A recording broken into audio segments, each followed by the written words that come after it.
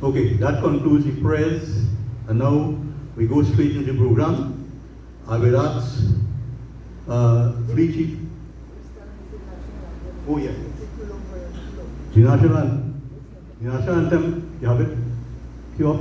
Okay, we don't have the national anthem queue up, so we will stand and we all will sing the national anthem.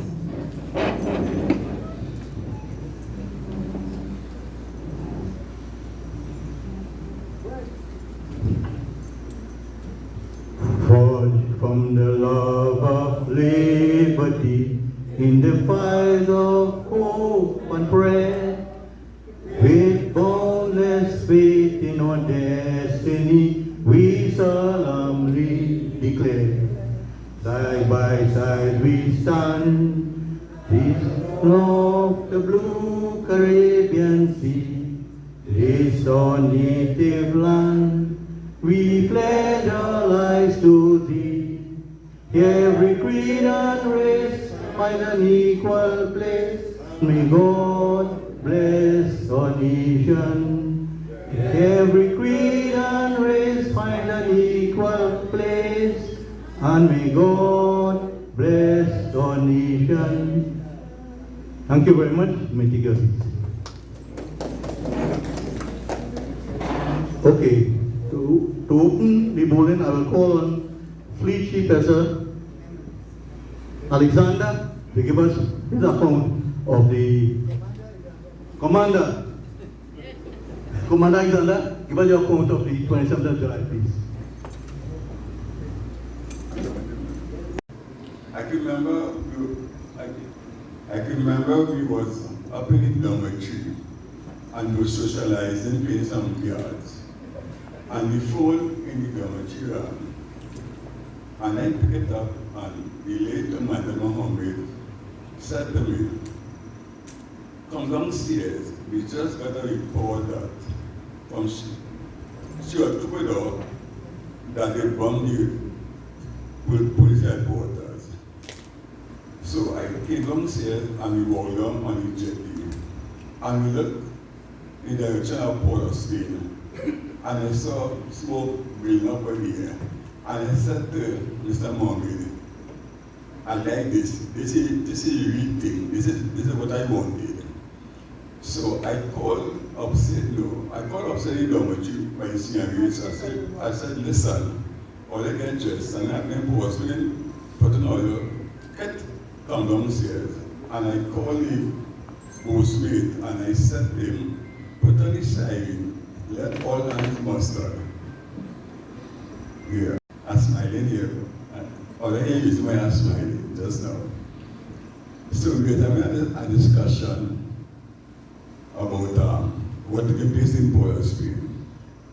And during discussion, I mentioned that if they have the AG and they have our Prime Minister, then they have the government. It is time for the military to take over. And I said that let us take the vessel, go up in the armor, and let us bomb the most, let us blow the most. And the watchman, and I said, Alexander, you are mad man. I said, no. I said, if my government is being held hostage, then it is time for the military to take over. But by the time for the shift to policy, we were short on an electrician.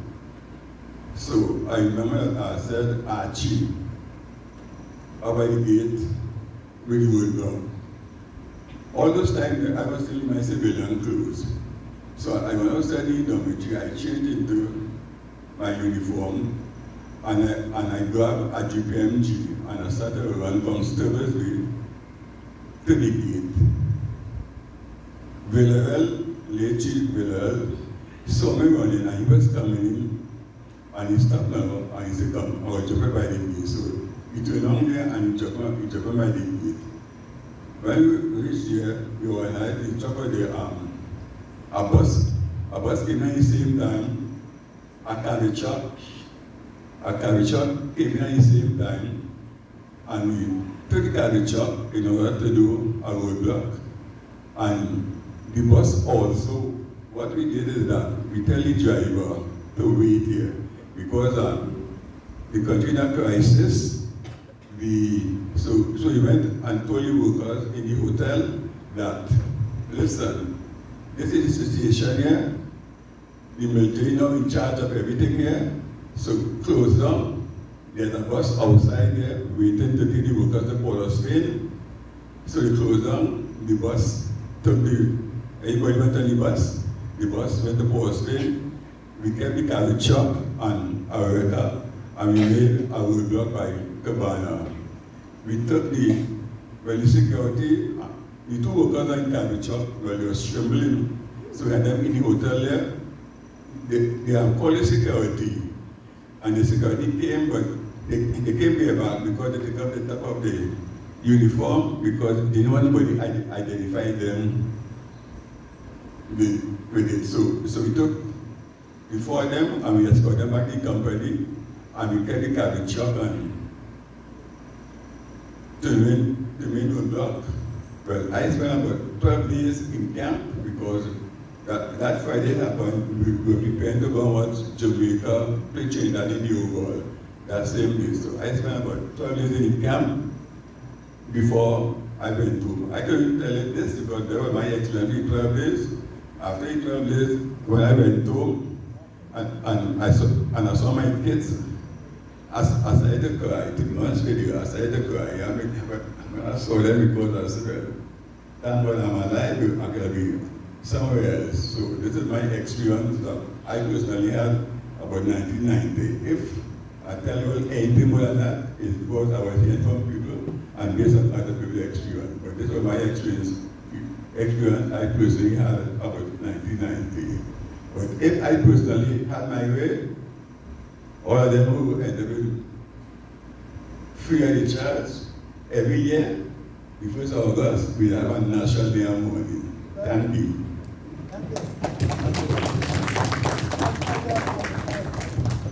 Thank you very much, Commander Alexander. I think you can do it, Dana. Let's see what's your name. Okay, so I wanted to say something, but I will hold my fire until I give two people respect seniority now. Right? So I'll give Mr. Sanka 3 minutes to see what you have to do. Short and sweet. Sanka? So I'll try to call you Commander Sanka. You have 3 minutes. Yeah. You're welcome. Give me a round of applause to Commander, please.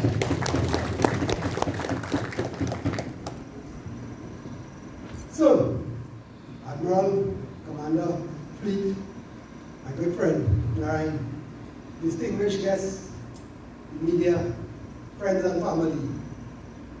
Thank you. My name is Kumar Jerry Sanka. In 1990, I was 30 years old. I was a local petty officer promoted by the Rear Admiral when they made 14 million seamen as petty officers. Boat drivers. So I was stationed in Tobago base on 27th of July 1990. We came down, there was a great race the next day to Tobago. So CG-32, which was the boat that I was in charge of at the time, TTS Moriah was a police vessel. The name of it before was the Sea Dog. There was two of them. There was the Sea Dog and the Sea Bird, which was TTS Kariri, which was CG-31 and CG-32, TTS Moriah. So I left Tobago and I came to Trinidad, but we had a problem in the shaft. So the cutlass bearing was taking in, like it was slack and it was taking in water. So we went hard start. And Fleet Andrews, God rest his soul, was the engineering arm. So he said, we'll go by Miller and we'll dock the boat, right? So we went on the hard, they pulled me up. And what happened was that after they fixed the cutlass bearing, a lot of the people say it was mountain. So, you know, they bank leave at it. And we couldn't come off the dock because the tide dropped. So they say, yeah, well, I'm going to only have 2 pins. You know, wait it out. So I tell them to make up fellas and I say, hey, fellas, just go and see what we can do. And give. So we started the game at 1600 as high tide. So we went down back by pillar and we was able to come off. Would you believe as we come off the dock, the rain started to fall. It's a big way. This is drama here. So we do the trials and we went back at Scott to drop the tools and all that kind of thing. And then I went to Stoble's Bay to take fuel. So I went alongside CG6.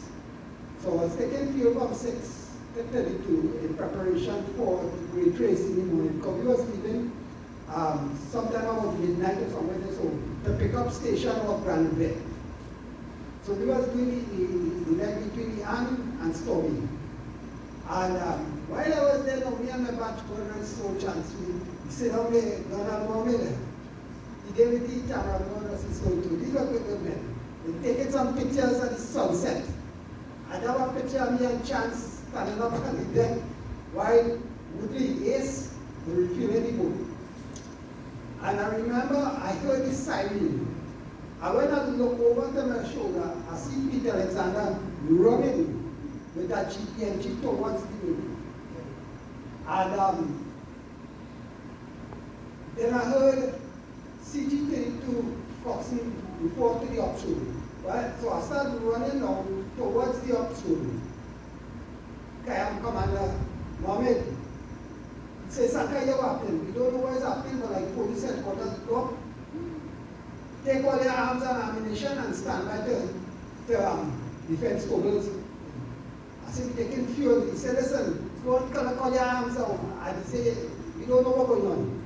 So I run by the army and I called Davison and Johnson and Gunn and them fellas. I said, fellas, take back the arms and because we securing the arms and because you remember we came the day before.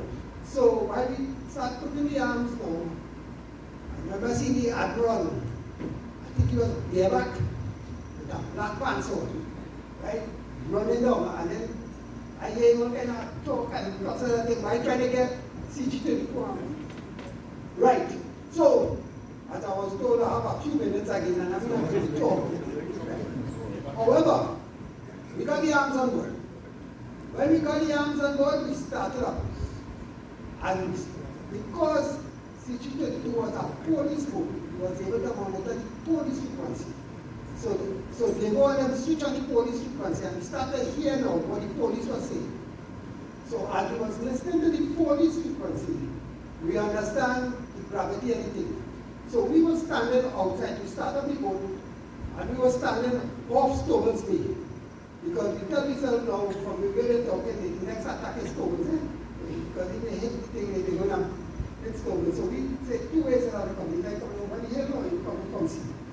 So we were outside at 6:32, the gun started out there, and then, lo and behold, darkness started coming, and crew started coming, and then CG5 with the concrete turbine.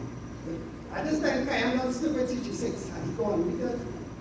How much fuel we get? Like I said, CG6 gone, crew gone, and then so CG5 now with the concrete turbine couldn't start.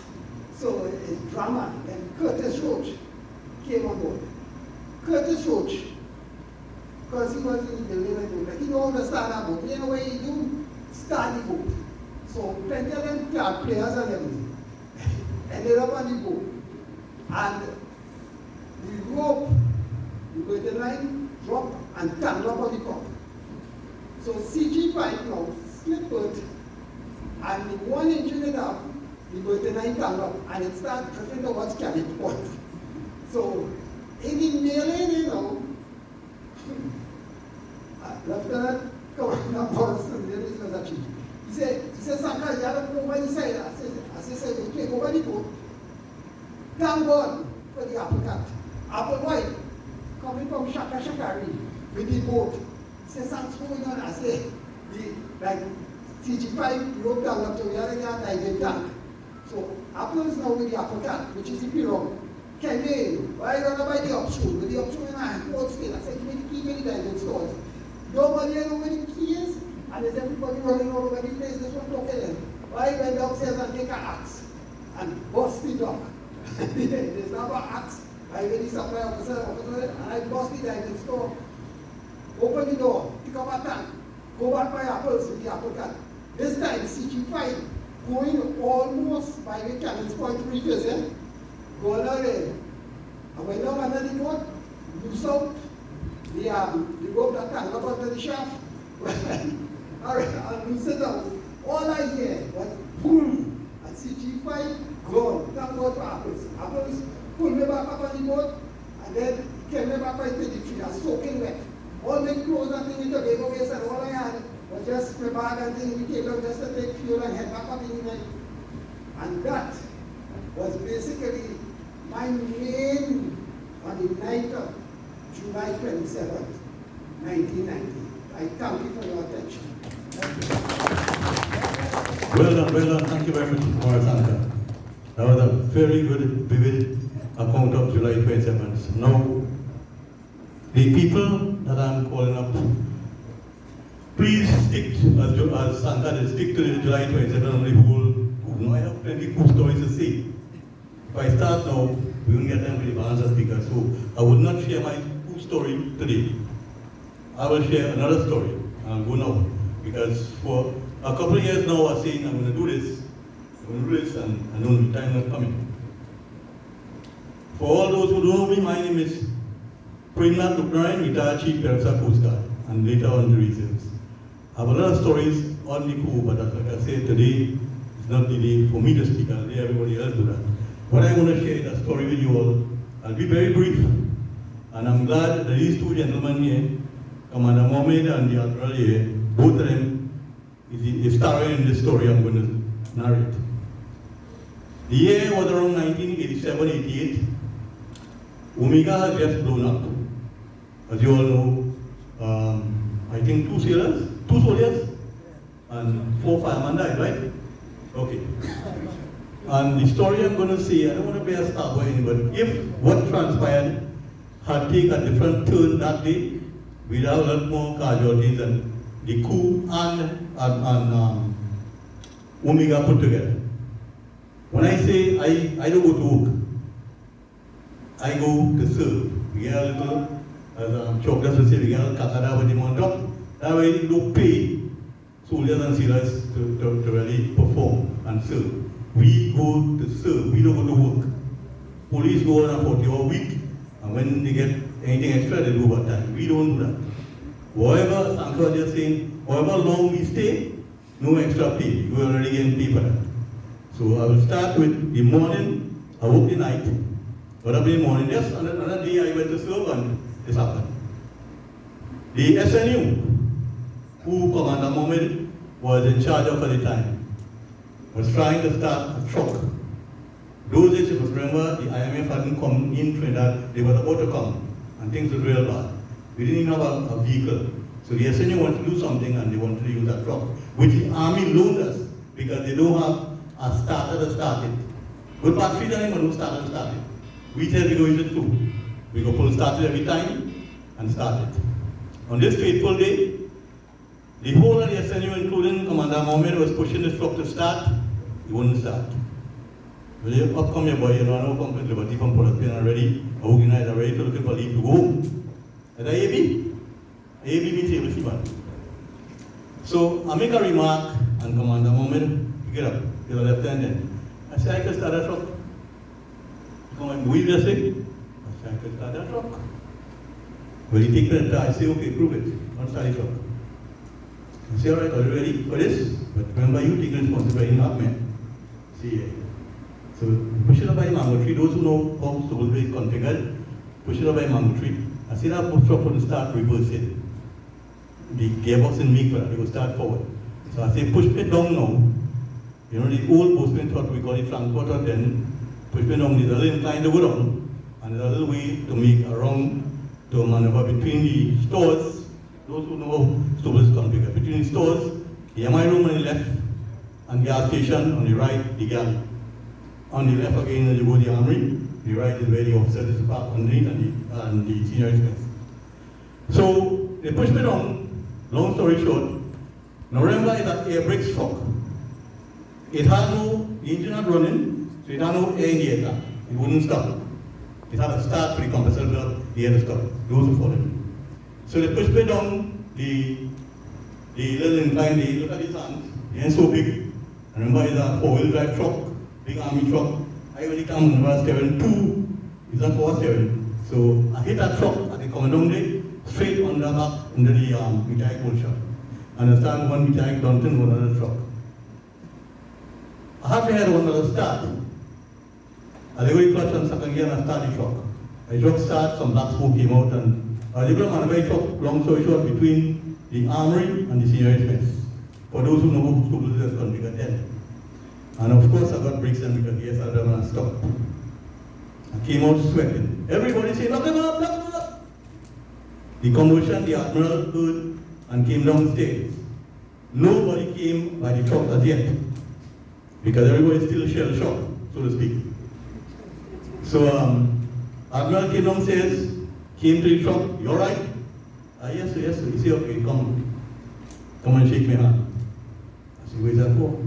He said, anybody else would have panicked, and we Lord knew what happened because the army, as I said, is on my left, sceneries, mess is on the right, and I just passed 500 cubic pounds of propane gas that powers the galley. Not to mention the gas station on my left again before the army. On top of that, we have a set of vehicles in the car park and a big tank up the hill that, how much diesel it holds? 20,000 gallons of diesel on the hill. So all that was aborted by a humble servant. Like I said, I don't want to be a star boy, but these two gentlemen had to hear this today. Had to hear this today before we all take our leave. As mentioned before, I took this stand as the chairman that I mentioned to the Admiral that I went to about 30 funerals I Sanka for the past 2 months. So every other day I went to a funeral. So we're going very, very fast. And I don't know exaggeration. Sanka simply know why every 2 days she know I had to wear the skip or something else to go funeral. Because if not family, it's people from the reserve where I serve or people from the Coast Guard where I serve. So like I said, we're going very fast and I have to share the story today in a nutshell. I ain't say all I have to say, but I just show you how when we go to serve on a day, we don't know what happens. The people that went that same day on the 27th of July, it wasn't expecting anything to happen, look what happened. Same way my good friend did, Passat Sana, please. Right? He was in Umiga when Umiga blew up. The same sailor do die. Four firemen and 2 soldiers died. He was there. He whole kept his head outside, but he living still. Pick up out there, Passat. So, that was my story. I had to share for the longest while. I hope you all mean something to you all, and I had to get off my chest. Now, without further ado, I will call on no less a person than Fleet Chief President retired, Orlando Stevens. Come and share your story, please. Give him a round of applause.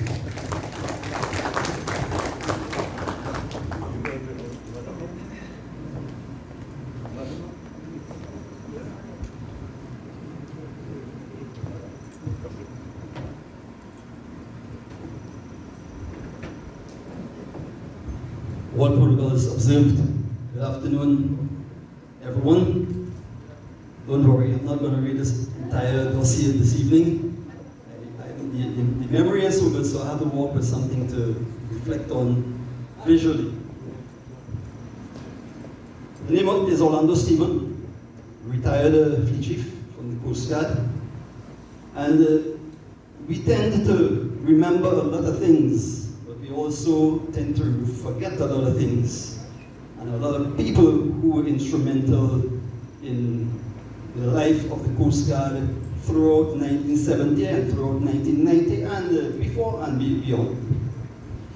But I happened to be one of those persons being guided by Mr. Alexander, learning to play cards in the dormitory, and was privileged to be on station when this melee on July the 27th, 1990 occurred.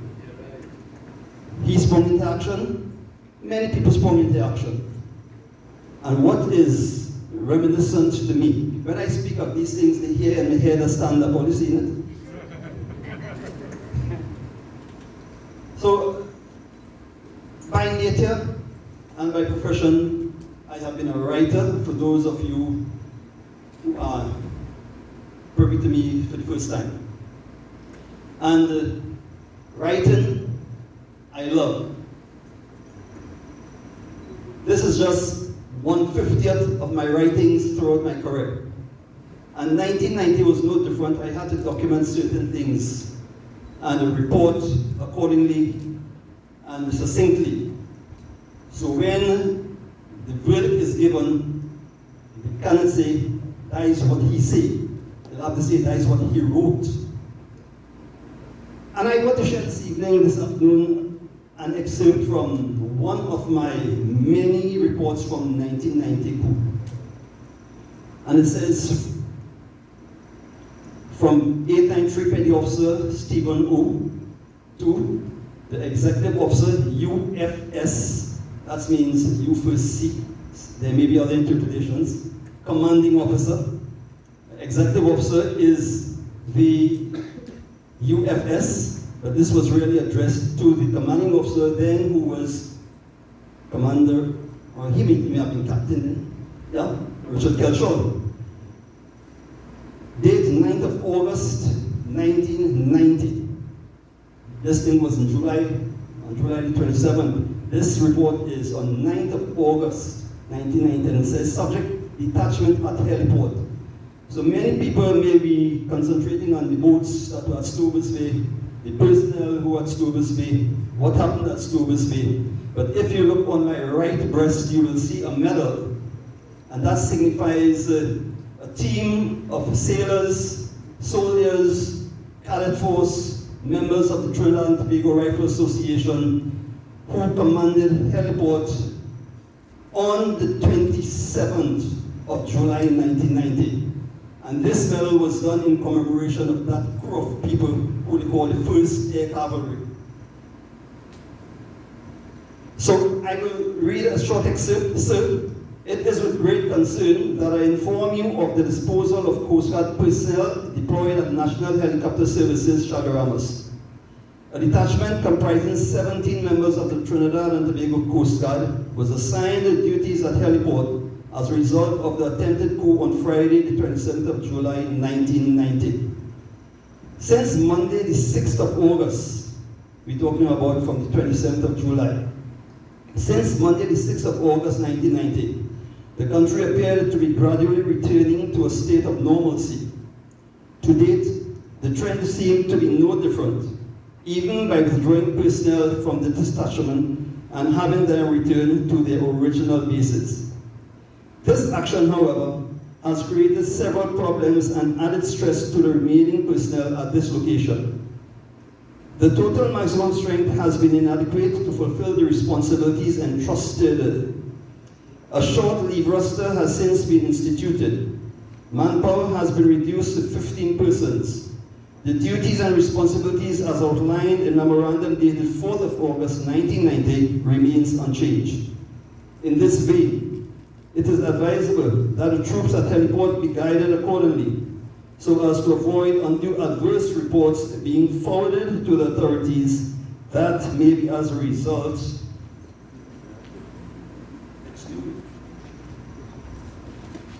of demonstrating complacency. I am of the opinion that we should not be deceived by the calm of events experienced over the last couple of days. The helicopter services maintains its importance, as was proven throughout the crisis, and should not be neglected. The police service has since withdrawn its personnel from the premises, even the communication sets that were installed at the entrance gate. This means that Coast Guard, in its total control of all security existing at the station.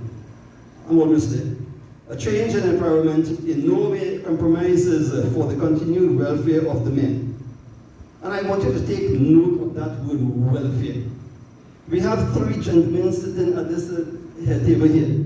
When we talk about welfare and caring about the people under their charge, those are 3 three of those many persons who have gone through the Coast Guard. Welfare is not a simple thing. And if your men are not motivated, command looks like a rat in a race. In the home, cannot show his head. Rear Admiral, I'll call him now, Kelshol, I recall, was on the jetty and a soldier came running, a lance corporal. That's after the troops were mustered on the jetty. And he reported it to Commander Kelshol, shaking, frantic, sir. And that is all he could have said. Sir. He witnessed firsthand what happened in Port of Spain. How he got to Stobers Bay, whether he swam, whether he flew, I don't know. But he witnessed it firsthand and reported directly to the commanding officer. First report. Continuing, a change in environmental in no way compromises for the continued welfare of our men. With this in mind, I suggest the replacement of personnel and the inclusion of personnel to bring a total maximum strength of 20 to be actually realistic. Nevertheless, if the security at Hillport is to be downgraded, advice is needed, and there should be a total withdrawal of Coast Guard personnel.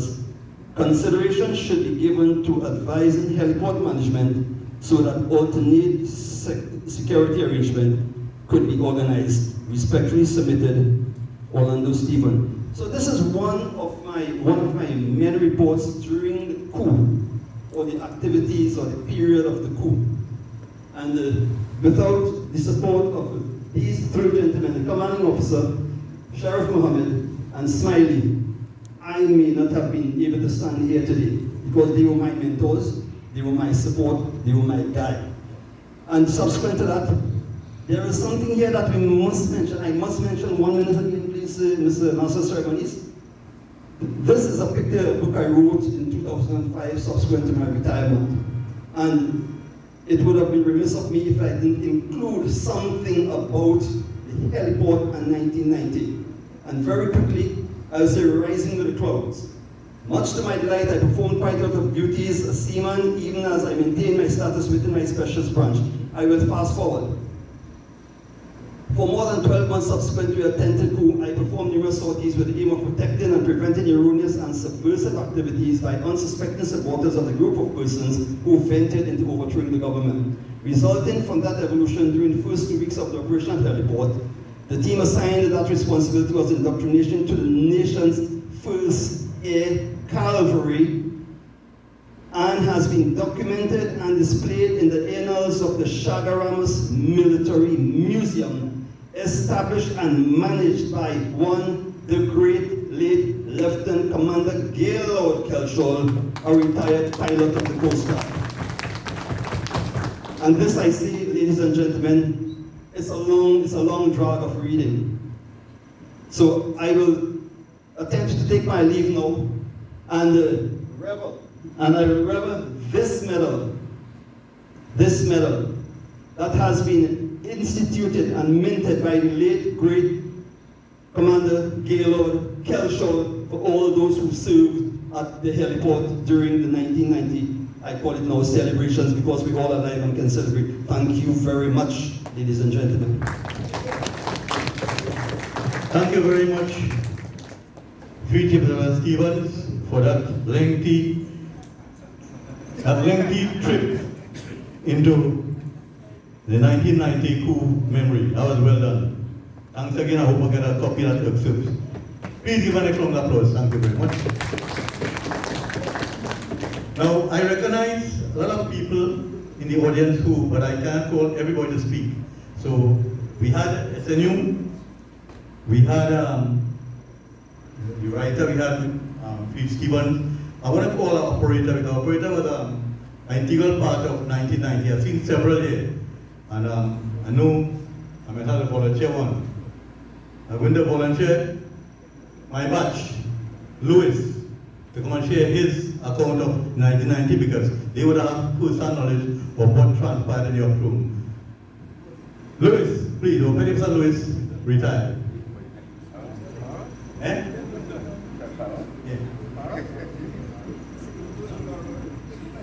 of round of applause, please.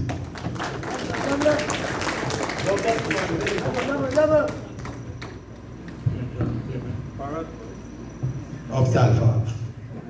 All protocols observed. As an operator, I was put on a spot and I'm always ready to be placed on a spot. And for those who don't know, I am also a scout and be prepared is my motto. As an operator, during the coup, most of us didn't have frontline duties, but we were privy to all the communications, land, sea, and air. So we knew what was happening in all the different arms of the service. And what I can say very short from my experience, what got me so frightened, knowing my good friend, Mr. Alexander, was in Hartscott, and a macro communication that the army was coming down from Komodo or something, and they're coming down to block the Coast Guard. I don't know if it was authentic, as the old people, operators like Jonathan will tell us, the message had no priority. So to unravel that message, it didn't have anyone to ask anything. So I used my good judgment, pass the information to Ascot, try to get information from Camp Ogden, etc., to no avail. But as it came, Mr. Alexander, I was told long after, handle the situation with a bit some bullets passing outside here, but he handled the situation. That was just my experience. I never really shared it with anything until Rupner and brought out here, but I heard of every other person's experience. But as I was saying in a nutshell, most operators, we being on the front line, that wasn't there. We were also in different areas. And next thing I remember, that I nearly shoot my batch. Because the first morning, when I went to Camp Ogden, they had me an SMG. And I was not familiar with it. And when I cocked it, it dropped out, and a bullet passed between Derek Archer and the partition. And that had me disturbed for the rest of the day. I explained to him that I was sorry. He didn't know that happened. But that is still on my conscience. So without any further ado, I would like you all to know the operators. I don't know what's happening now, but the operators from Mr. Kelshaw time, CSA, Mr. We are civilians now, and Sarah Joyety, our operator in white was a grand person in the Coast Guard. You could depend on them for everything. So I don't know what it's like now with all this technology, but hands off the operators. Hip hip hip. Thank you very much. Phillips and Lewis retired. That was well done. Now I'm recognized Woodruff. I know you would have been the shadow of the Admiral. So in the back there, recognize. Seen somebody in back there again. Hey, Cross. And I seen you before, Cross. You're gonna say something, but I call operator. This will be. It could be a remiss of me to call the next operator because time is against us. I know, I see Mr. Jackson there. Ramrup, I know you had your fair share of the coup where some bullets passed close to you as well. I know you will share that story with us some other day. Seen Mr. Johnny T, my classmate in Spanish, or my Spanish classmate, so to speak. La Sopa de Mu. Remember that? Anyhow. Again, I want to call somebody again before I recognize Commander Dial, but I want to call somebody again. Seeing, I would ask Fleet Martin to share a little cool story with us, please. So Martin, sir, I don't care what boy is. That fella is the man who teach me to drive boat. Nobody else. And he well good at it. That is why I'm so good. Martin, please, bring up a round of applause. Fleet Martin.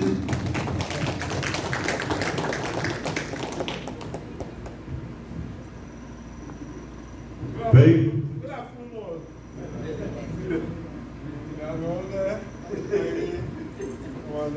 My two stories are not very Christian. I remember on that day, I was leaving home, I live in Carnage, to go to the football game in the stadium. And as I came out the street onto the main road, I saw Shepherd, yeah. He said, Louis, report the Stokers now, report the Stokers now. He said, report, and then we will talk. I just turned around, and I went over and told my wife, I didn't know how long I'd stay, pick up the bag, and I head downstairs. From there, everything started happening.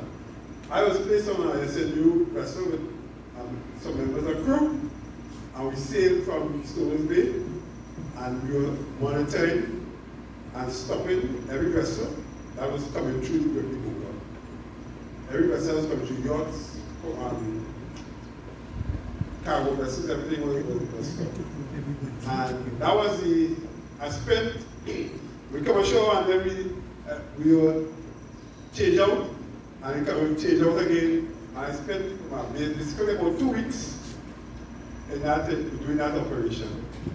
That was all I can remember.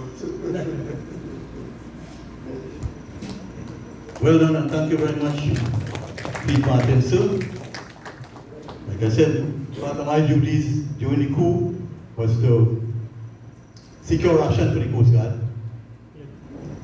anti-looting, and vehicles, and errant vehicles.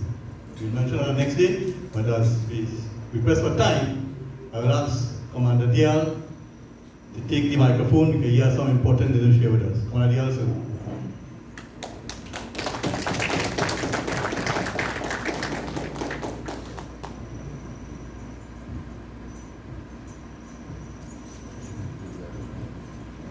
Jadi, Admiral Johnson, Commander Mohammed, Mr. Alexander, Mr. MC, ladies and gentlemen, I'm not talking about the coup, but I'm talking in general about the treatment that the veterans get from this country.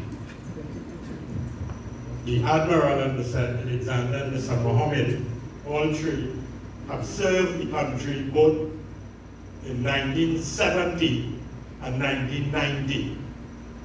And I think we should give them a round of applause for serving and defending the country twice. What did they get? I will tell you what they did. Mr. Alexander got up 3 o'clock this morning to head, it's when no transport, had to head down to the west to try to get benefits for veterans. And you know his physical condition. Right? Why do we have to be fighting? Why? We have to fight for ourselves. We went this morning to the community 7 days hospital where we signed a memorandum of agreement for veterans. Veterans, spouses and children and widows. For those veterans who passed and the widows are still around. These things should not be done by us. So I'd just like to inform you on what went on and the benefits that you all members of the veterans community and their family would receive. Just bear with me with that. The first thing I want to mention, it will be the first business or community which will recognize the veterans with a car park. They would have reserved for veterans. When they go into the community hospital, you would see reserved for military veterans. And I think that was before I go further, the military veterans of Trinidad and Tobago, which the Coast Guard retirees are involved, were the first people, organization, to recognize the plant owners of the Coast Guard and the regiment. That was done in April, done that the reserve. So again, we have to be honoring our own, right? And there were many people who were senior officers who were part of that recognition. So I would start with the community hospital. They are offering 12% discount on all medical and emergency hospital stay, 5% on the pharmacy services.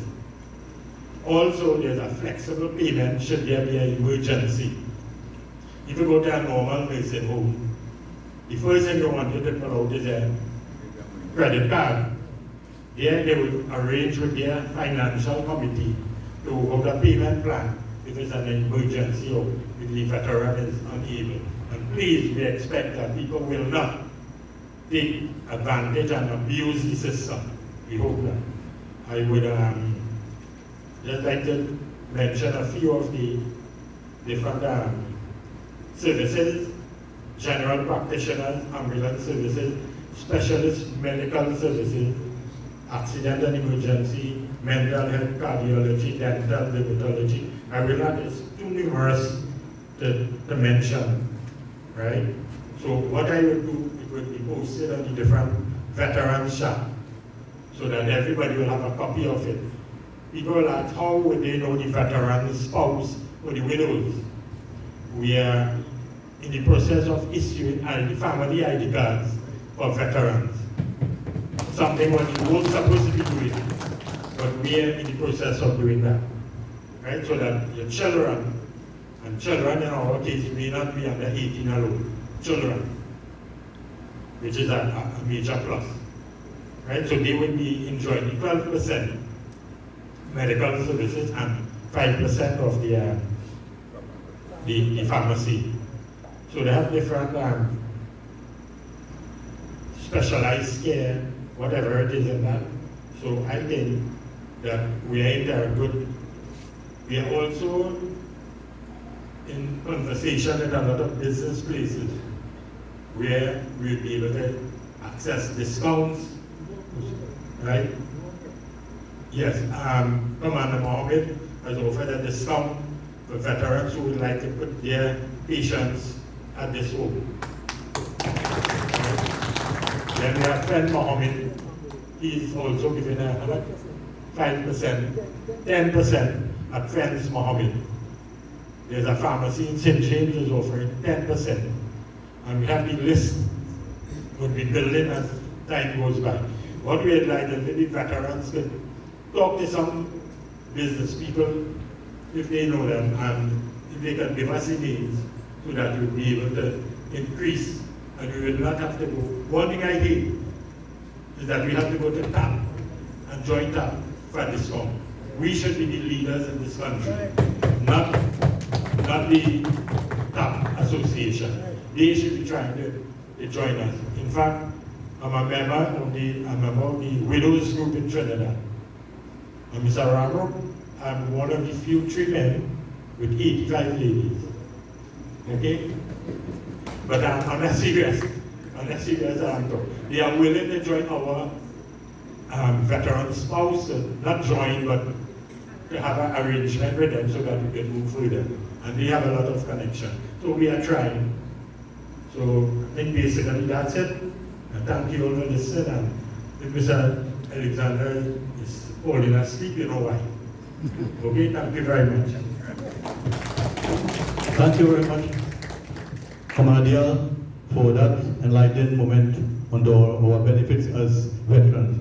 We thank you and Fleet Alexander again for participating in that and represent us on our the veteran behalf. Thanks again.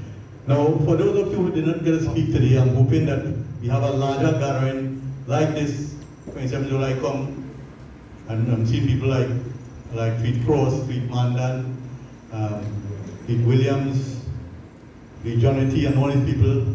We can't have everybody today, but I'm hoping that you all can come sometime again in future to speak on July 27th. So I didn't call a steward. You want to know what happened in the wardroom in July 27, 1990, and I wouldn't call an officer to ask that. I'll ask a steward. So I'll call my good friend, Fleet Bagan. Please give us an account of the wardroom on that day, please. Thank you very much.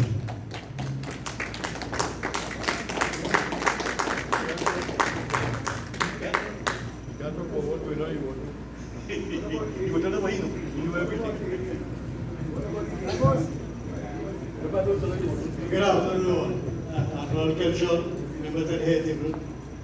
Now, at the war room, I remember Basically, Secretary indicated that no man is war. Everything must be normal. Food, normal. Officers must be dressed properly. Let the soldiers fight. The officer room must be run as normal. And that was done. We weren't affected that much. My personal effort about it, after the 6th day, I was somehow sent to Hartscott. There was a blockage, a roadblock, and I was sent up there. I for what reason, if I wanted the warden to follow along or what. And I must have Roshan Ram, I never tell him this. I was the petty officer just holding on. Ramrup did everything on that roadblock. He was technical, and he did it. One incident, I must say, before I leave, I think, there was once when they relaxed the emergency, people who had firearms was going on the island, they could have gone down with the weapon. Once they walk with a proper document. A gentleman named Mikey Trini, on his way down, had the weapon, and he had no document. I know Mr. Kelchon, I know Mr. Kelchon. So they called me up to the front. I know I sponsor fund, I know no gunman. So I called Ramrup, Pastor Ramrup, you have to listen. You go on, you told Mr. Trini, go and get a document, he asked me. So I asked Ramrup. I don't know what to do. He says, send them back. You could have heard that send back quite the Canada. He said, I don't think I'll just send them back. Without no mindset. I'm checking around. Thank you very much, Sridhar and Kyle. And we are coming close for our feature speaker to begin his discourse. But before I do so, I would want to mention one Staff Sergeant, Trisha. Trisha, I pronounce the students, I wouldn't even attend. So we want to thank this Staff Sergeant for her input into all these goodies that we are trying to enjoy for the veterans. She was responsible for that. So would you stand please, Trisha? Give her an applause for all this. All this was because of her. I will call her, come and say something, come and say something. At least say something. Come and say something because we have so much of code every day. Maybe it's only one Staff Sergeant. Bring her on an applause.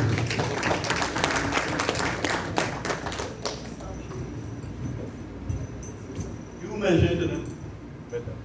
All I can just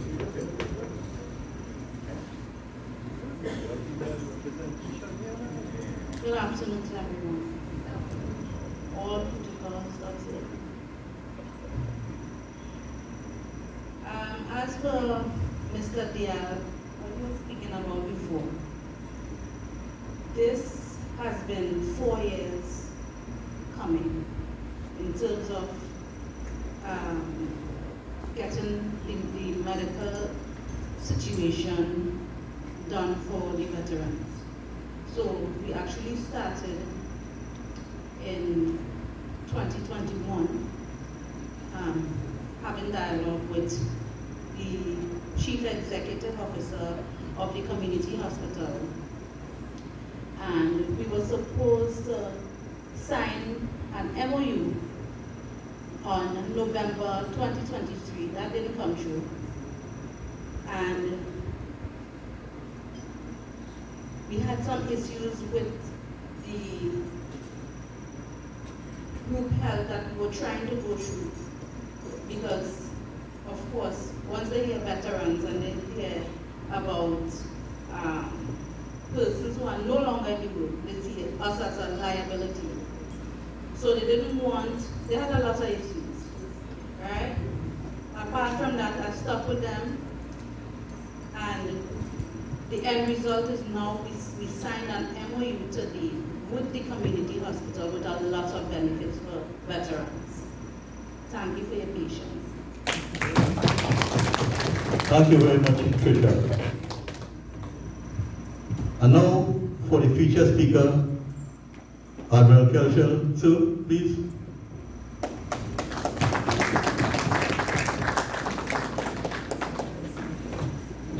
Thank you.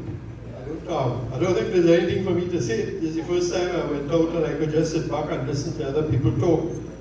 Very good. What has happened here tonight is I commanded the Coast Guard during 1990, and I never knew of half of these things I'm hearing now. And it just goes to show the caliber of people we had in the Coast Guard who, where it was necessary, they did their own thing and kept the whole ship afloat without me even knowing about it.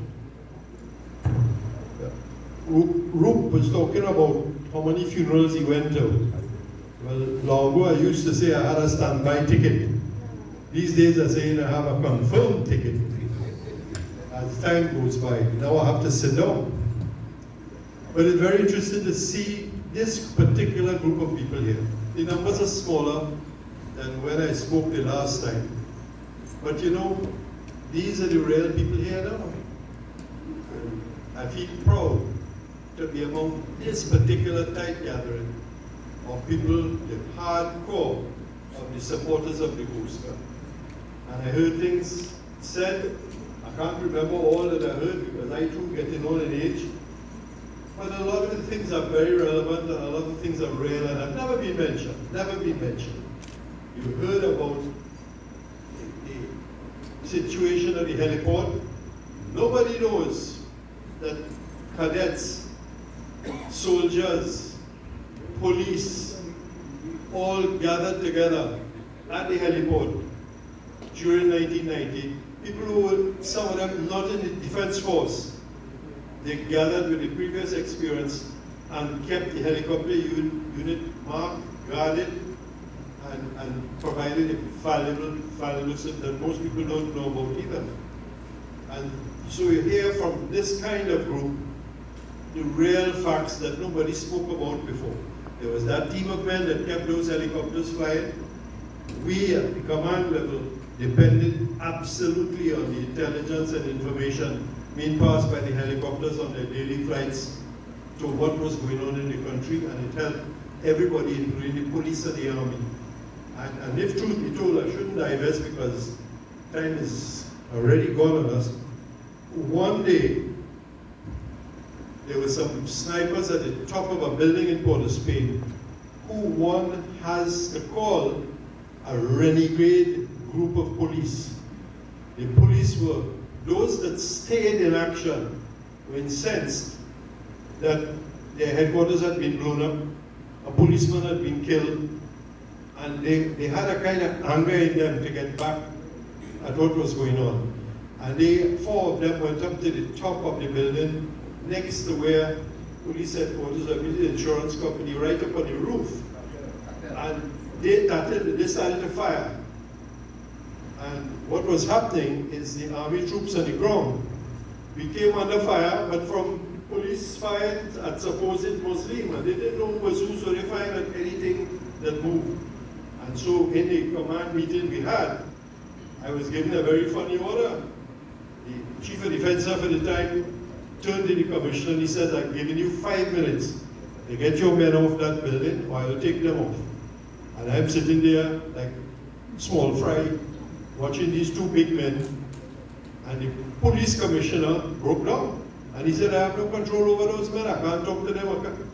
And the chief of defense staff said, if you don't get those men off that building, I'll arrest you. Now people, when last in Trinidad have you heard a chief of defense staff threaten a police commissioner with arrest? And to me, all was wrong. I said, hang on, let's see if we could solve this. We have a helicopter group, and I called my brother who was in charge of the helicopter group, and I said, get a machine up there, find out all those things, see if you could get those men to move off. He said, what are my orders? I said, if you can't get those men to move, take them off.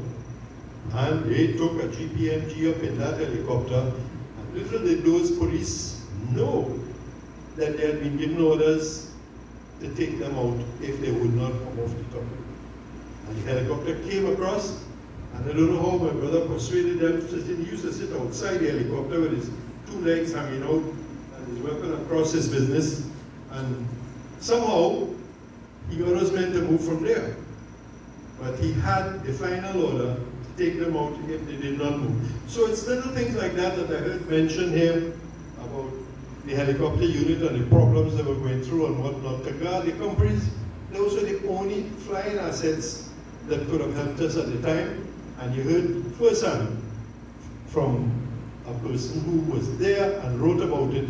And I am very proud, people, to look at my breast and see the first Air Cavalry medal that was not given by the government. It was minted by my brother in the Military Museum and presented by Mr. Justice Cross, a veteran of the country, for the service that they did.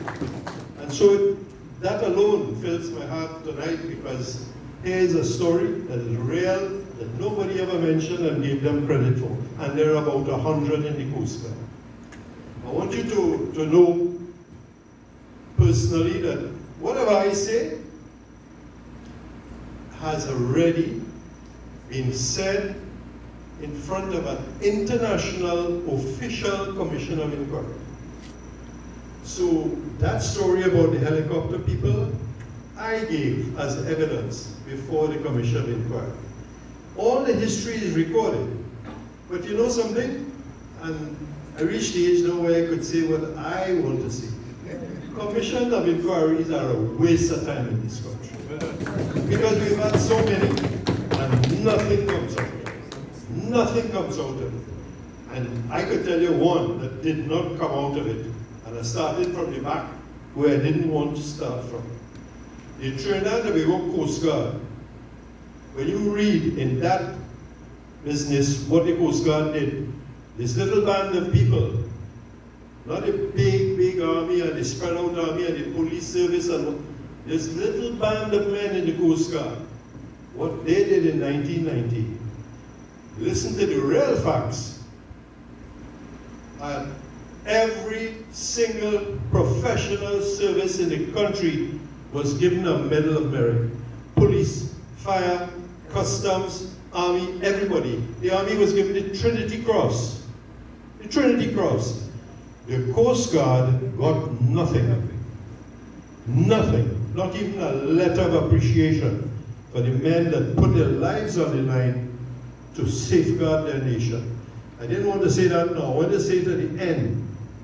And when I inquired to find out how that could happen, I was told that a senior army officer told the committee that deals with national awards that Kelshall took the whole Coast Guard and ran down in the Gulf and hid for the entire process. And it worked. Nobody in the Coast Guard got their rewards. That's why I wear this first Air Cavalry medal with pride, because our own made it and our own gave it to us. And that makes me very proud. But that's the kind of thing that happens sometimes. That is what happens in this country. The Commission of Inquiry inquired from me at the end of my testimony, what medal did the Coast Guard get? And I just told her what I just told you. And she said, that is the worst insult that could ever be paid to anybody. It is like a young child with friends being invited to a birthday party and a child being left out. And she and that committee, I want you to know, recommended that Captain Kelshall and the Trinidad and Tobago Coast Guard should be given a special award for what they did in 1990. No response. I went to a minister of government and read it to him, and I said, I want to put the wrong right. And he said, what is all of that about? I was there in 1990 and I ain't get no medal. And that was the end of that. And so, there's truth, there's untruth, and there's an in-between that nobody knows about. Nobody knows about. And that is why I have to go back to where I started off. For Sheriff Mohammed is breaking this rule and this trend. And he's holding these functions. To let the truth come out. And I'm very glad to see he asked everybody to speak. Because each of these people, you heard, I could call it parrot. I heard parrot say, they knew everything was going on. Everything. That group of men in the Ops Center, they worked with me. I was punished in the Ops room and the Coast Guard. I remained in the Ops room for 14 years as the Ops officer. 14 years with no promotion. being punished again. But that is the way of the military. We don't work for notice. We work for the service in the country. And that's what everybody here this evening is here for. We don't look for nothing else. Right, let me go back to the beginning. 1990. I really shouldn't have been there. Because after a long spell, I decided I was going to take some leave. My daughter, who some of you may know, Trisha, was singing in Caribana in Canada, and I decided I wanted 2 weeks leave. Let me go to Canada and be with my daughter in Caribana. And that was that. On July the 26th, I went home that evening, took off my uniform, threw it in the dirty clothes pile, and said, to hell with that, I gone.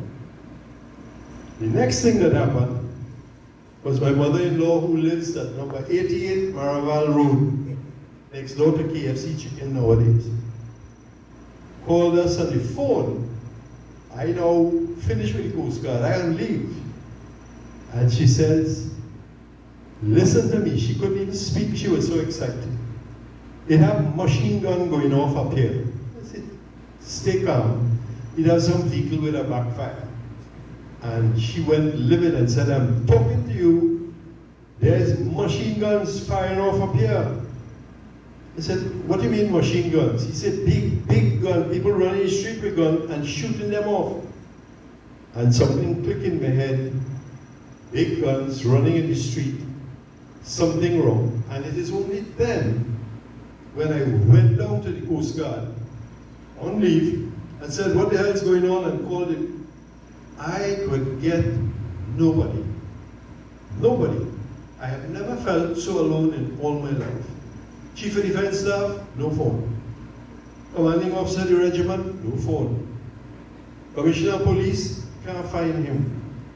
And I am there, and the rumors starting coming in about police headquarters burning, shops being looted, things going on in town, and I am getting no intelligence whatsoever. It's the first time I ever told anybody these things. I got on the radio, and I told, I don't know if Parrot will remember this, I told the operator, call Puerto Rico, because we dealt with Puerto Rico nearly every day in search and rescue. I said, call the duty officer in Puerto Rico and tell them what we know. And he, whoever he was, I can't remember, was left on his own to tell Puerto Rico what was happening. So at least I got a message to Puerto Rico. I had no command, nobody in charge. I said, you know what? My job is to defend this country. There is an emergency. We pressed the siren. Everything went into action, and the Coast Guard at that time, I will tell you, was a well-oiled fighting machine. Well-oiled, and within 20 minutes, the Coast Guard vessels were at sea, fully armed, with all the ammunition out of the armory. Captains came who had left the Coast Guard years before. Lieutenant Commander Bernard Brash had retired. He came back. I said, ship, CG5. Lieutenant Commander Curtis Roach came back, left the Coast Guard, fired. Ship, you take charge of CG5. Away it went. This story I'm hearing about Sangam, I knew nothing about. Nothing about any rope going, propeller, and people serving. That's what happens in the military. You get brilliant action by brave men, no recognition anywhere of it at all. And all of these parts came together in 1990 to make the Coast Guard successful. It is the men, the same people here today, that made it all happen. But when I tell you what happened, I wanted to emphasize, I'm not making it up. It's part of an official inquiry. I read books, people writing books about 1990 and whatnot. Some of the books have outright lies. Lies. People looking for fame, people looking for glory. We're not interested in that. We're interested in what we did and the feeling we have deep down inside of what we did for our country. It was terror. For me, it was terror. None of those men, nobody sitting here knows this. But for me, it was a personal terror. Why? I had been through 1970. And in 1970, it was the army coming against us over the hill. And I went down to Stobels, the The time was 7 o'clock, and the news program came on, and I looked through the louvers into the chief petty officer's mess at the time. And there was Abu Bakr on the TV. And I stood up outside and he said, the Prime Minister and the members of cabinet are under arrest. He is in charge of the country. And I was standing there and the hair stood up on the back of my head. I said, has this man lost his mind? He thinks that this whole unit here is going to listen to the rubbish he's talking on the television, and it gave me a kind of incentive to get out there and get things done. What did I do? We sent the ship right away under the command of Lieutenant Commander Mohammed into Port of Spain with a team of sailors to stop the looting in town. We were the first official unit to go into Port of Spain to stop looting. And they did. All sorts of things came back on that ship that gave me no end of worries, because people in Port of Spain were inside places like Wadi Lima, picking up jewelry and running in the streets. And the Coast Guard was the first people on the ground there to attack that and stop it and take away all these things from these people. The second thing we did was, I was so terrified of the army, I cut all the lights in Stoble's Bay.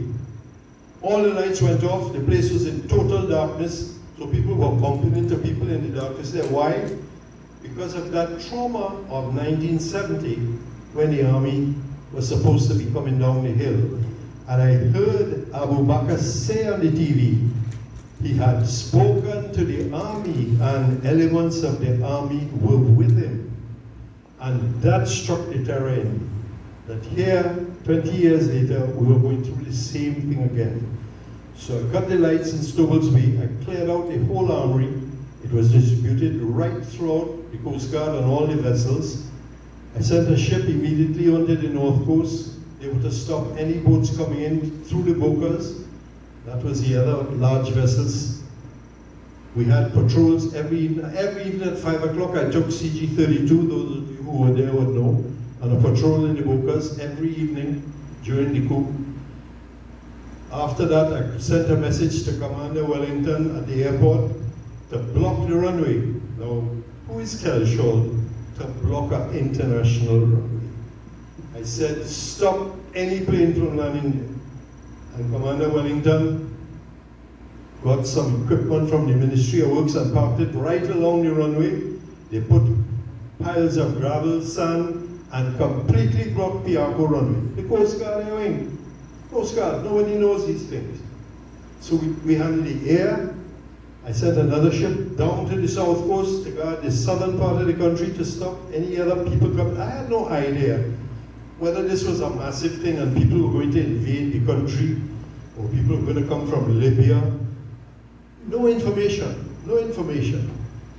So I had to look to the whole island, block the runway, block the coastlines, block the north coast, and the Coast Guard, the little bit of men we had, did that. SNU was in the, as you heard, the first Boca, stopping all craft. And so the whole unit was engaged right through that night, looking after the country.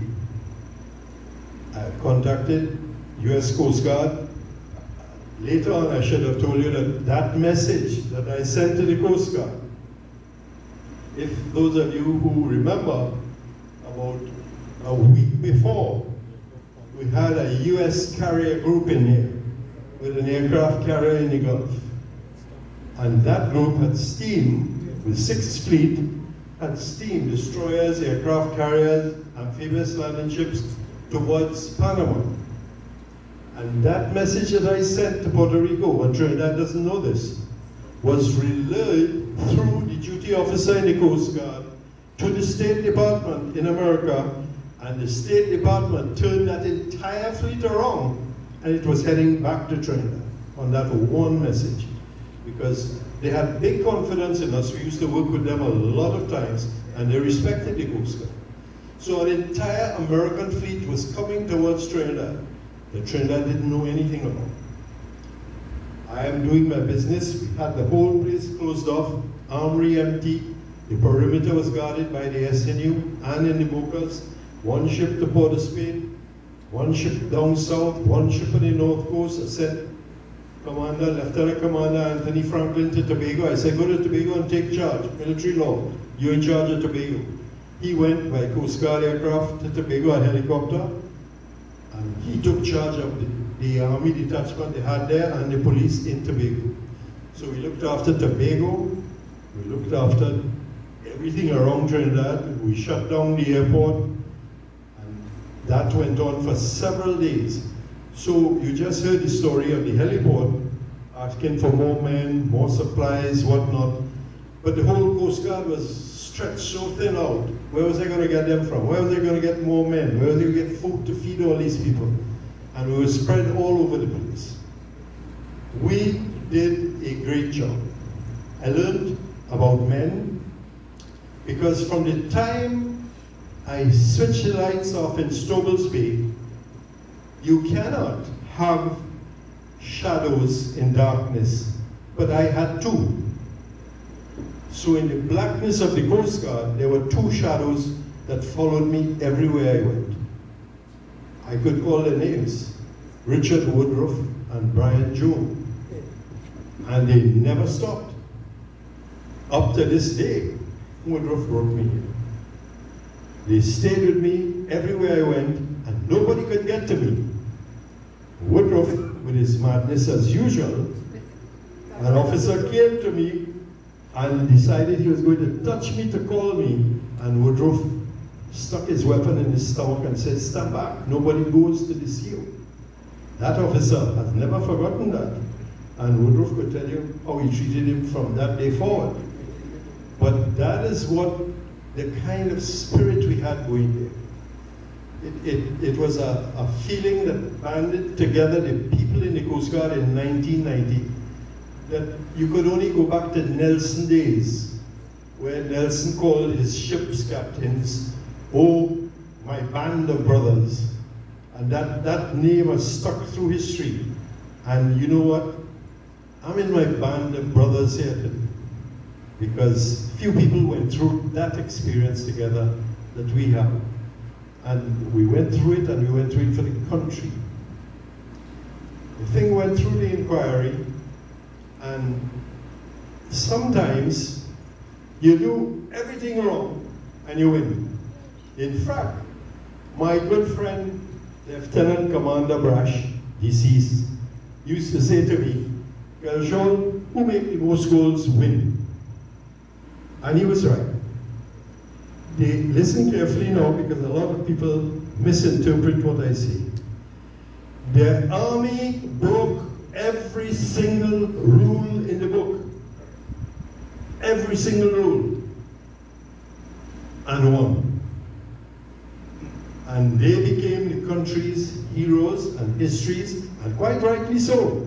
And I gave evidence in the International Committee saying that Trinidad and Tobago owes a great debt of gratitude to the Trinidad and Tobago Regiment, because the regiment saved the country and reached the highest pinnacle of public opinion. It was so great that people from the States called me to find out how they could join the army to be part of the people that saved Trinidad. Somebody must explain to me what happened to the army since then till they reach the point now when nobody even cares about the army. Who did it and why did it happen? When you had all of that public support going, there was a bunch of middle order officers, captains and lieutenants, who went into town and took charge. They fired live rounds, they put cordons out on the streets, they surrounded the Muslim compound. They were fighting the Muslim in a way none of us knew. All I knew is I used to go every morning to Camp Auckland to a command meeting, and all I could hear was the sound of machine gun fire. And it was those young army officers taking the initiative on their own and breaking all the rules. Why do they break the rules? I did a course in hostage negotiation in Canada, where they train you how to handle a hostage situation. And boy, did we have a hostage situation. There were two courses, one called the negotiation course and a bigger course called the commander's course. I did both. When you have a hostage situation, there are very specific rules that you must carry out to save the people who are being held hostage.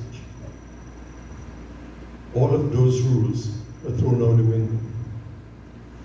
Number one, you shoot if you have a direct target and you can take it out with one shot. Trinidad does not know that the Army fired 165,000 rounds of ammunition at the Red House and the television house. You hear the figure? Who ordered that? Who gave that order? They fired the B-300 rocket-propelled grenade at television house. It has a very amusing end. The senior counsel in the official inquiry asked the then colonel, who did it? Who authorized you to fire a B-300 at television house? And the colonel sat in his chair and he said, sir, you ever had anybody shoot an SLR at you? And the senior counsel replied, no sir, I have not. He said, well then don't ask me any reasons about that. I hear the committee was incensed that this army officer was so rude as to say that to the Queen's Counsel or whatever it was at the time. The man was right. The man was right. He was in charge of that situation and he did what he thought was right. So did all the other young army officers there, doing their own thing and firing. They broke the rules, but one of the rules also says if you can use some kind of distraction to get the people taking hostages inside nervous and wanting to give up, do it. And boy did the army do it. 165,000 incoming SLR rounds could do that. And that's what they did, day and night, constant fire at those buildings. You can look at the walls now and still see some of the shell holes where they shot. They did that, and it broke the spirit of those young men inside of there. Broke the spirit, and they were very young boys in there. I don't know how Abu Bakr influenced them to get the courage to do what they did. But you see, they made one mistake. When a terrorist is going to hit a target, you have to hit and leave.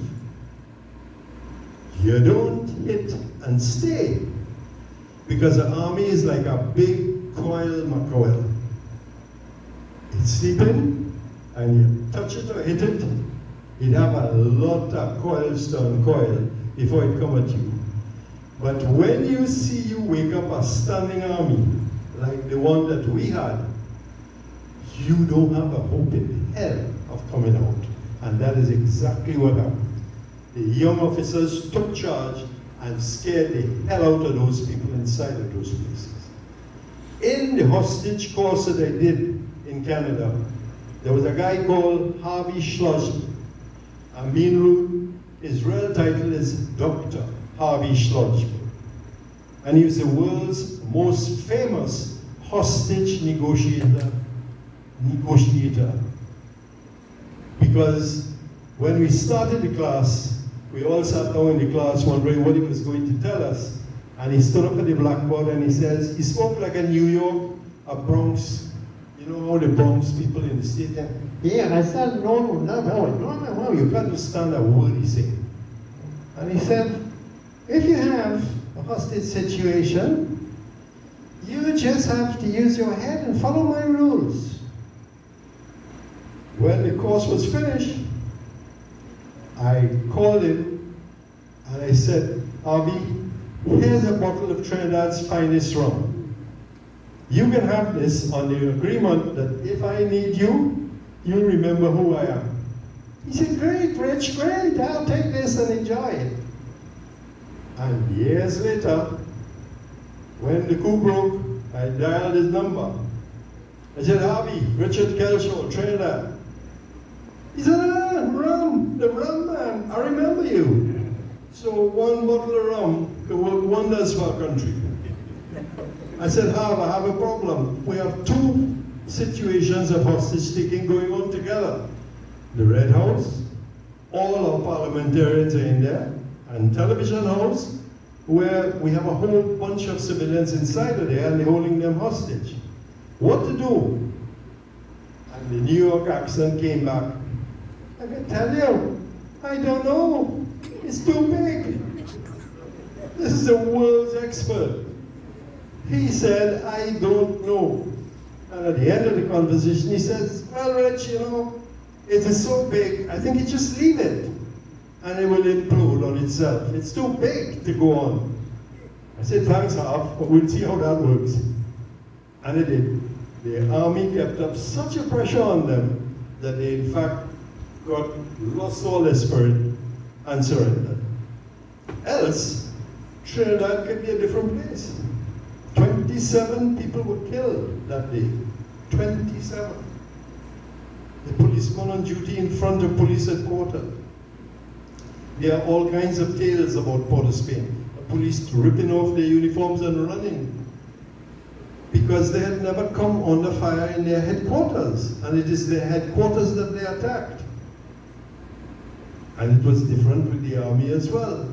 The army was a trained group of people who were well trained, dedicated, but never had any war to fight. And boy, were they ready for the Muslim. And they didn't know that. They surrounded everywhere, fired every round they had, and the thing came to a final conclusion. But again, it's men. It is the men we're after here. They were the heroes. They brought Trinidad back from where it went. The army completely took charge of that situation, made it work. The men of the Coast Guard stayed together. We stayed together for nearly 8 days. I think when I went home to my wife, she said, get away, your smell stink. But we were there doing the country's business. We held strong and we kept the country secure. And basically, I just told you the story of 1990. But it was big, probably the biggest in the world. Little Trinidad can do that. Red House, police headquarters blown up, and Television House, a big, big show. So we did well. The country was saved. We in the Coast Guard got no praise, no glory. We just did our job and went on doing our job. I've heard, to finish off, what the Al had to say.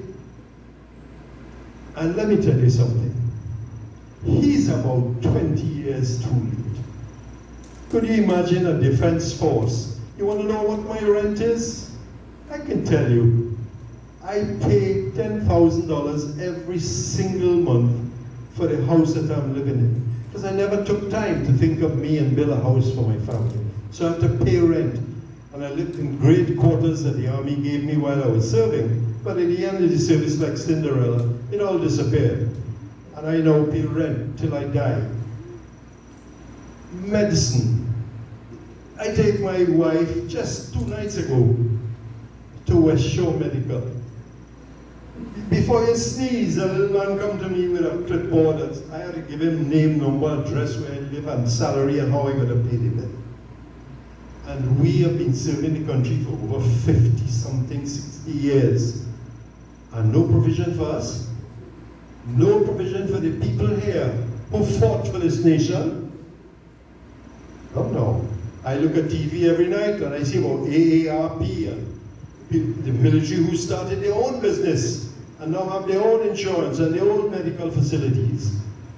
Maybe it's too late, but we have to start, and he's starting. And I'm so proud to hear that at least one institution is saying yes.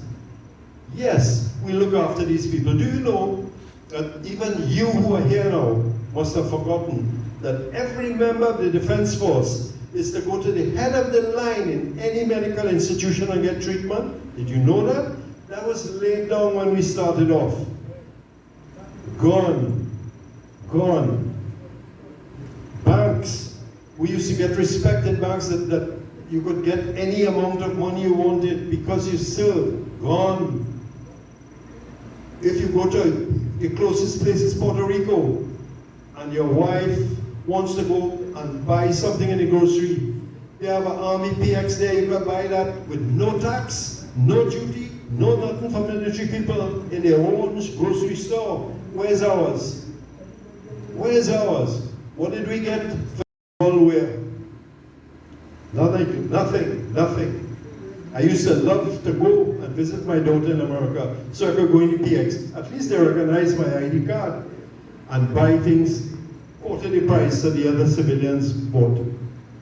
And so there are lots of areas where this kind of service, the service in 1990, not recognized, down to the point where we have to pay for our own medical. Where did all these things go? And why did the head people allow them to go? We need our own hospital, not us 10% off the bill. We need a hospital built for veterans, where they could go and get free treatment. They deserve that. And that is the kind of stuff and work that people like Dale and the fleet here struggling and thinking, where the Admiral?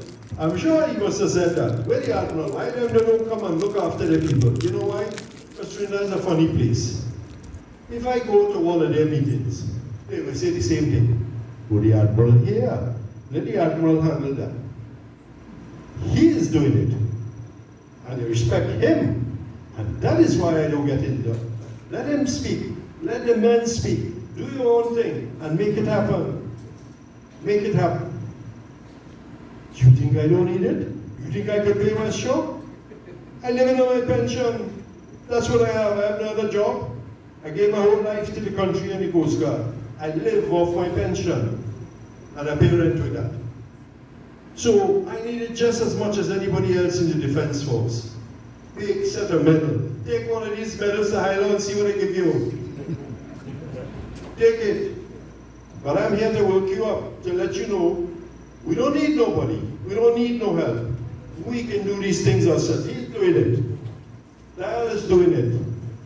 Other people are doing it. Sheriff Bowman built this whole damn place himself. And if you walk around and see what he did, that medal on his chest can't help him with that. So medals are a little token. We work in the military for this, not money. We don't get no money in the military. We work for medals on our chest. Because it's something our contemporaries respect. And all this foolishness they tell you for God and the country when you're fighting. When the bullets swing in, you only study who your friend is there. You ain't study no country or no flag. You don't want to shame yourself in front of your comrade and so you're brave. But we're just men and we get frightened. And I've been through it twice for the country and a third time before it all happened on a little island called Pelican where somebody tried to kill me. You soon learn what you're for when you hear somebody trying to kill you. But that's another story. I want to say how pleased I am to see you making this effort to come out, to see you here, to being with you and being able to talk to you, and to hearing all these little stories that I heard tonight. Thank you very much for your time.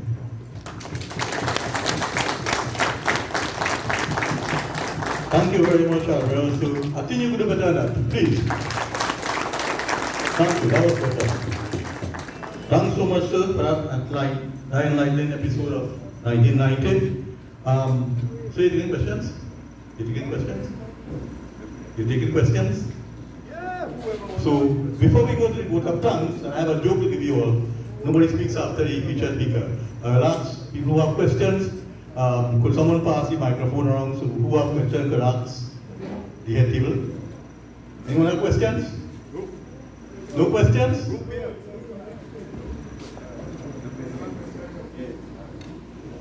No questions?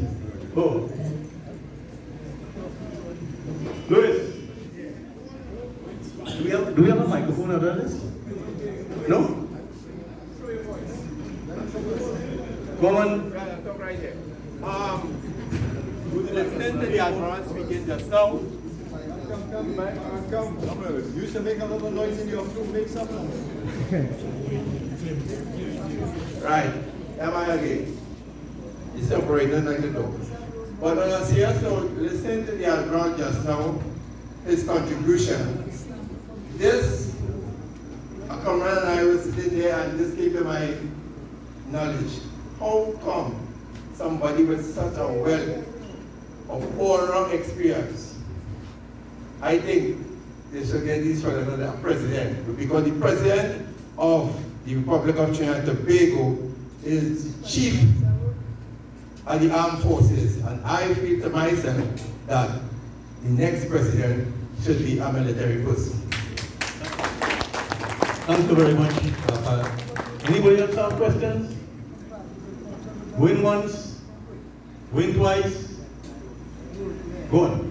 Okay, I have a joke to share with you all. As the MC, I have privilege with the mic. So, according to what the Alberta just said, remember my last contribution where I told you that episode happened to me, he didn't finish there. That same gentleman, they call him Chief Elder Ram, took me on charges to the CO. Same admiral culture. I went on charge for negligence in performance of my duty, in that I drove a vehicle in a negligent manner causing damages to X, Y, and Z. Because, as I told you, I had a truck under the mechanical workshop there. The then commander, Admiral, now then Commander Kelshel, as the CO, when I was marching there, off caps, he get up. I never, CO said, have you ever go on a charge and get a commendation? He said, Ram, go back and bring the book. You don't want a commendation. I say, wait, commendation? Say again, want a commendation. One claps and salute, and I get out. So that was the joke of subsequently earlier. That man held that grudge against me after 3 years to 1990. 1990, I was in the empty department driving. But everybody then become a driver on the road free. Because like I said, we was there, as Admiral Clayton, 3 weeks we were there, we know we. And the state of emergency has started, we had a curfew, and I was taken off the driving duties and given a GPMG to guard the coast. The coast that is coming out, not challenge points, the other, my close desk there, my gun was feeling there. And as 600 hours coming, I saw a vessel came out there, and I just seen the bow. I put the feeding tray down and I load the GPMG and I cock. The admiral came and said, Rupert, where are you going? I said, so, look at that boat breaking curfew. Then 6 years ago. He called Ram, he said, Ram, take that man off, break the boat. So that is joke. Thank you very much, everyone. So, now, when we had the last function here, somebody called all the people from 1970 for a pit here. If I could do that now, everybody here served in 1990. So we'll do that pit here thing after the refreshment, because we have a tanks and then refreshment. But before I do that, anybody need information reference the veterans benefits, you can, or the veteran medical benefits, please check Fiji Uganda after the official part of the ceremony. Thank you again. So, we would have done now. Yeah. Bring a more round of applause, man. We have finished the program yet.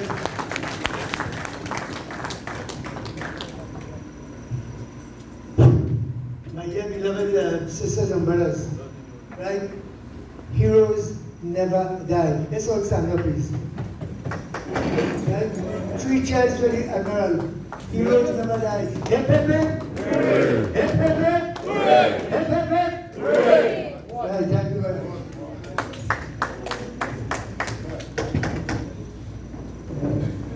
I want to thank each and every one of you all. You all first.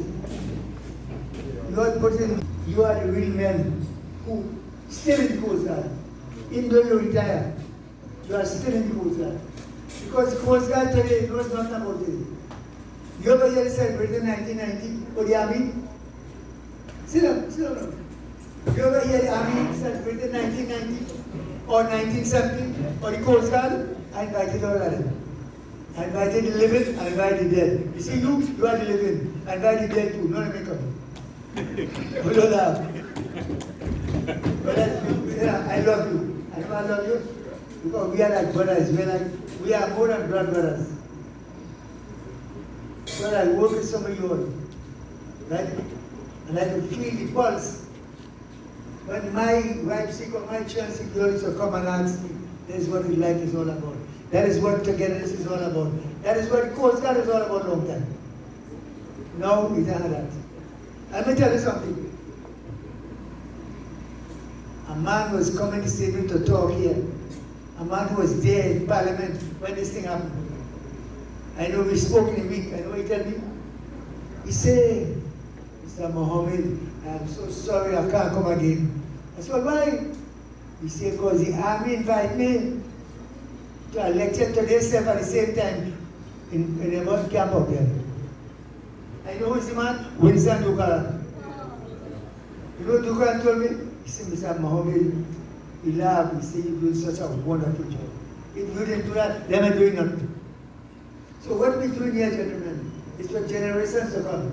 What happened in 1970 is our history. It's the country's history, but they're not teaching it. What happened in 1994 history? Greater, our history. And we have military men, we'll die just now, you know. But let us pass it on. But some of them may want to harden, they don't want to listen. And I'm so happy. You know how you feel it. I am man don't cry, you all know that. If I had tears in my eye, it would have come down. But I have no tears. I have only love. Let me tell you something again. What I'm saying, I have no paper, you know. It comes from my heart, then it goes to my head, and then it goes to my mouth. I don't prepare not my talk, it comes from here. So I love you all. I love you very much. So very happy you all to know here. And that special sister from the army. Pass on the good words to me, please. Thank you. I want to thank all the speakers, and especially my good friend, the Admiral. We worked together for many years, right? That's why our portfolio is what? Our watchword is what? God, country, and what? Then unit after. God first. When I joined, when I went my first course in England, I went to military school in England, not naval school. And the first book was presented to me was what? Leadership by whom? You have ever heard a guy called Field Marshal Montgomery of Army? Field Marshal Montgomery. When I read that book, I think you basically what he said. He said leadership, any leadership, without spirituality is doomed to failure. And what is spirituality? Not going to the church every Sunday morning, or going to the mandir. No, or go to the masjid. No, boss. That is spirituality. And believe in what? Believe in and have that basic care as children, and believe in what? In God. He is the man, and believe in that. They are judge. Don't you get answer by this one? All that fancy thing on the chest. And all that money you and your wife working for. You don't think you have to answer for that, Mamu? You have to answer one day for all this thing. You have to answer for all these good things that you have. What you're doing with it? Are you sharing with people who don't have? That's what life is all about. Forget religion. Whether you are Muslim, whether you are Hindu Sangha, and Sangha who pray to? The same Allah, the same God. God created all of us. It will punch you again, Lord. It will punch you again, Lord. So that's why I like to see. But the English now they change. It's not like long time. So English teach me a lot of good things. Not so Admiral. Some of you I don't know British. But spirituality is the key to success. Not only this life, you know, but also in the hereafter. If you don't believe in the hereafter, forget it. My partner tell me he's a Christian. One time we go to America, I asked him one simple question. Have you been to Jerusalem? Have you been to the church of Nativity? Have you been to the church of the next church of what is it called? No, what I go there for. But I love Jesus. I said, you ain't going there, boy? And there's your problem, I love Jesus. You look at me, I said, why I went there twice? You know why? Because I love Jesus. And that what life is all about. I love Jesus on my own. And if you don't love the people you want to go, you're nobody. Girl went to India? No, you went to India. Why? If I must go to India, boy, and because I'm Muslim, I went to India. Two Why? times. Eh?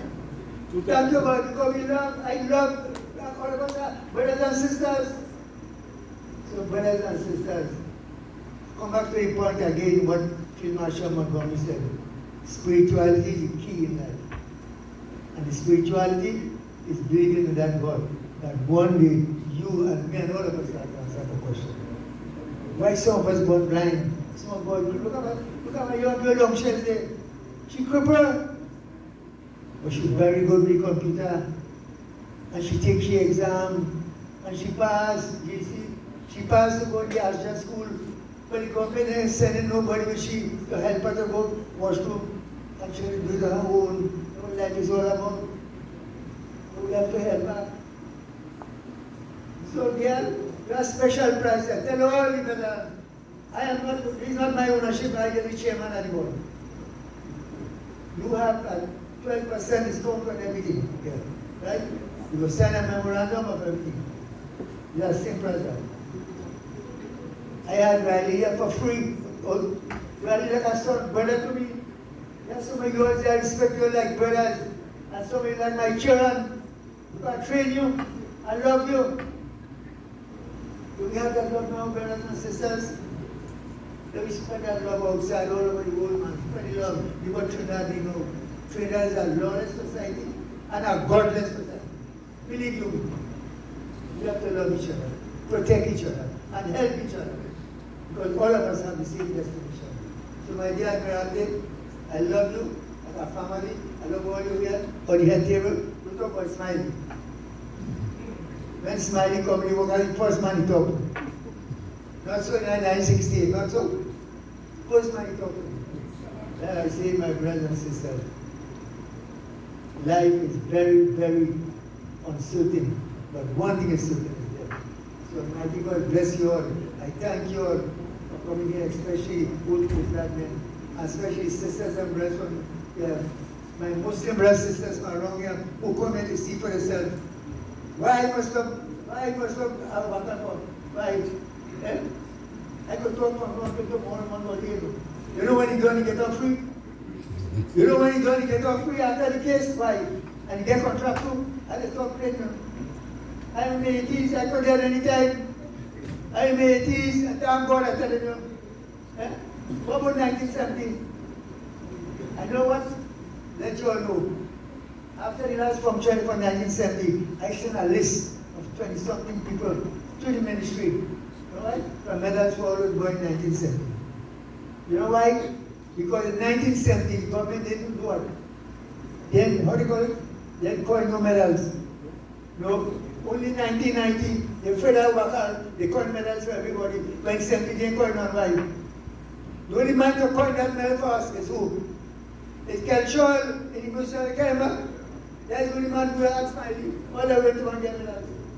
Government and we. But I make sure I tell them. And I invite all of them to come here today. I invited them the last time, Mr. Defense. So I'm not ashamed. The only man who write me back, you know who? Is the chief of defense. I say, sorry, can't. Right? Because I invited them. This is our issue. Our children to follow issue. We go get them. This is our issue. So may I think God bless you all. May I protect you all. And especially thanks to those people that come from England. That see the ships from England. That my father, Shelchuk and his family. Bless you all. Bless all of you all. There's so many people I could call the names. But I'll leave for another time. God bless you all. Give us a safe journey. And thank you all for attending. Right? May God bless you. Thank you. Thank you very much, Commander Mohammed. So this takes care of the official part of today's ceremony. But before I go, as your MC, I want to bless the meals, bless the hands that prepare those meals, help it to sustain us life into our bodies. Thank you again in all aspects of religion, be it the Christian religion, the Hindu religion, and the Muslim religion. I thank you. Amen. Assalamu alaikum. Om Namah Shivaya. Thank you very much.